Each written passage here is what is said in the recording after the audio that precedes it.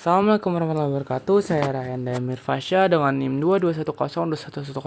Di sini saya akan melakukan presentasi dari case 1 yaitu patofisiologi dari rinitis. Dimulai dengan Tuan B. Dia itu berumur 30 tahun. Dia datang dengan keluhan keluar cairan atau ingus dari hidung sejak 3 hari yang lalu. Ini tanda-tanda rinore. Dimana dilihat dari anamnesisnya, dia cairan ingusnya encer dan berwarna bening.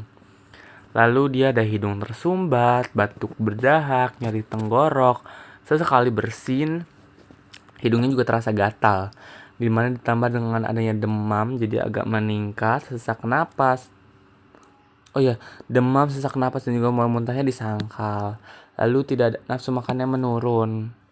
Dimana dilakukan riwayat penyakit dahulunya dia tidak ada riwayat alergi, udara dingin maupun debu. Lalu keluhan serupa tuh selama 6 bulan tapi membaik setelah minum obat. Lalu riwayat penggunaan obatnya, mengonsumsi obat yang dibeli sendiri tapi dia lupa namanya. Jadi ini merupakan obat dexamethasone untuk mengurangi inflamasi dari hidung ini. Lalu lakukan hipotesis, ini belum saya tulis. Yang pertama adalah rinitis. Nah, rinitis ini karena adanya keluar cairan bening, cairannya hidung tersumbat, batuk berdahak dan juga bersin. Lalu bisa diberikan juga sinusitis, dia adanya keluar cairan bening, ingus kan tadi, hidung tersumbat dan juga bersin. Lalu yang ketiga ada influenza, itu adanya keluar cairan bening, hidung tersumbat dan juga bersin. Lalu adanya faringitis karena adanya nyeri tenggorok. Lalu dilakukanlah pemeriksaan. Pemeriksaan fisik, dia adanya sakit ringan dengan kompos mentis, tinggi badannya 165 dengan berat badan 57, tanda vitalnya dia dalam batas normal, tekanan darah dalam batas normal, nadi jantung dalam batas normal, respiratornya juga dalam batas normal, suhunya juga dia masuk ke dalam subfebris. Di mana kepalanya dia mesosefal, wajahnya simetris, dengan matanya dia tidak ada konjungtiva anemis, tidak ada skleroterik, lehernya tidak ada pembesaran KGB, THT-nya itu untuk telinga. Dia membran timbang intak dengan mukosa normal, jadi tidak ada keluhan di telinga. Lalu di hidungnya ternyata tidak ada pernapasan cuping hidung, berarti tidak ada sesak juga. Lalu adanya rinore atau yang tadi ingus encer, terus ada kongke dan juga mukosa dia hiperemis dan juga edems, jadi ada tanda-tanda inflamasi. Di mana dengan tidak ada deviasi septum maupun nyeri tekan sinus dan juga tidak ada polip hidung. Lalu untuk tenggoroknya dia mukosanya normal, T-nya tonsil T1 T1, faringnya hiperemisnya disangkal. Lalu toraks, paru dan jantung dalam batas normal, abdomen dalam batas normal, dan ekstremitas dalam batas normal. Lalu diagnosis yang bisa saya ambil adalah rinitis non alergi. Kenapa non alergi? Karena tadi tidak ada riwayat alergi. Lalu di sini bisa mengeliminasi dari sinusitis karena tadi tidak ada nyeri tekan di sinus. Lalu influenza karena tidak ada demam, terus juga tidak ada tanda-tanda tidak ada demam. Lalu untuk faringitis tidak ada pembesaran KGB, tidak ada juga faringnya hiperemis, tidak ada demam juga. Karena didapatkan bahwa diagnosis adalah rinitis rinitis non alergi. Lalu kita masuk ke bagian patofisiologinya, di mana adanya Tuan B 30 tahun ini bisa jadi karena adanya dia kan terkena rinitis. Nah, rinitis ini ada kemungkinan etiologinya itu dari patogen. Jadi patogen bisa masuk terinhalasi akhirnya. Nah, dalam tubuh ini memiliki mekanisme pertahanan tubuh yaitu berupa silia-silia. Nah, silia-silia ini fungsinya itu nanti akan menangkap patogen dan akan mengeluarkannya. Jadi dia akan bergerak gitu, akan mengeluarkan patogen tersebut dan mengeluarkan lagi dengan cara apa? Respon batuk. Jadi dia akan batuk-batuk untuk mengeluarkan patogen tersebut.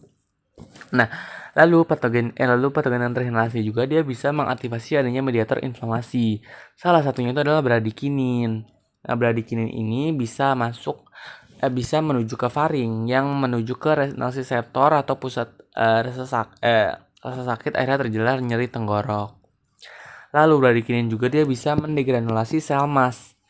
Jadi sel mas ini akan granul-granulnya akan keluar itu berupa histamin dan juga prostaglandin. Nah, di histamin ini bisalah terjadi aktivasi dari saraf sensoris. Ya, contohnya itu ada nervus trigeminus dan juga nervus medianus. Di mana di trigeminus ini dia bisa mengeluarkan impuls menuju ke pusat bersin itu di medulla oblongata. Akhirnya terjadilah bersin.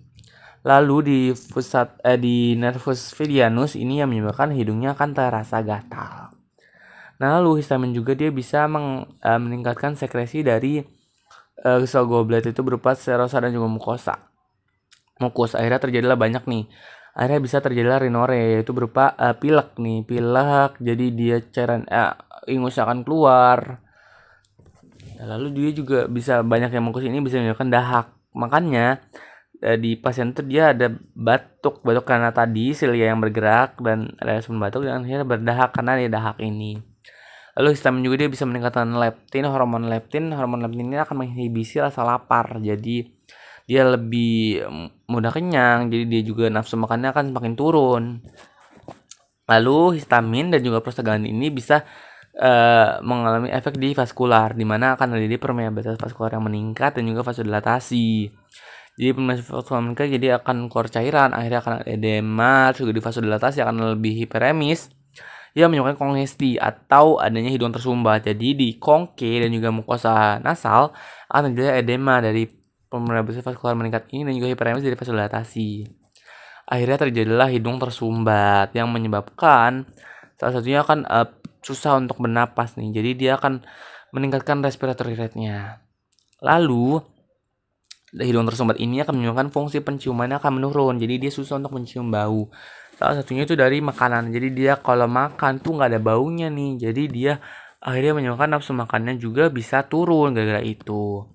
Lalu di prostaglandin juga dia bisa menuju ke hipotalamus yang bisa meningkatkan set point dari tubuh. Jadi set point tubuh akan meningkat yang menyebabkan tubuh ini akan melakukan homeostasis, yaitu berupa meningkatkan suhunya. Akhirnya terjadilah di tuan B ini akhirnya terjadi suhunya subfebris yaitu 37,3. Nah, lalu dilakukanlah tata laksana farmakologinya itu dia pertama dikasih dekongestan. Dekongestan ini untuk membuka lah ya jalan dari pembuluh darah dan pembengkakannya, akhirnya dia tidak tersumbat lagi. Itu bisa dilakukan pseudoephedrine 240 mg. Dia merupakan golongan agonis adrenergik. Ya. Lalu bisa diberikan antihistamin karena untuk memblokir histamin ini di reseptor H1. Nah, ini ada golongan 1 maupun golongan 2. Kalau golongan 1 itu dia ada efek kantuknya, sedangkan golongan 2 tidak ada. Ia bisa diberikan diphendihydramin 25 hingga 50 mg atau loratadin 10 mg. Lalu bisa diberikan antitusif karena ada batuk tadi. Dia antitusif itu dia bisa menekan refleks batuk. Jadi bisa di saraf pusat. Ya, di dextromethorphan dia 115 hingga 30 mg 3 sampai 4 kali per hari.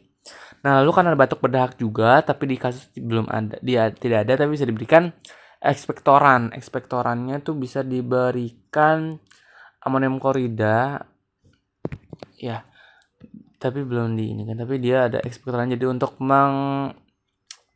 ekspektoran dan juga mukolitik dia bisa memecah dahak, akhirnya bisa keluar dengan gampang gitu.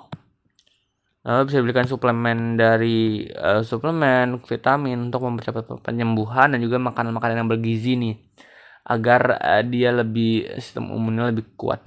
Lalu bisa diberikan juga elevasi saat tidur karena tadi adanya rinore jadi dia bisa menetes-netes nih. Tapi elevasi saat tidur agar dia itu jatuhnya keluar bukan ke dalam. Kalau ke dalam itu dia bisa melakukan PND atau post nasal drip. Jadi malah bisa mengiritasi dari faringnya, akhirnya terjadilah bisa faringitis maupun laringitis. Baik, untuk patofisiologi rinitis non alergi ini sekian. Mohon maaf apabila ada kesalahan. Terima kasih.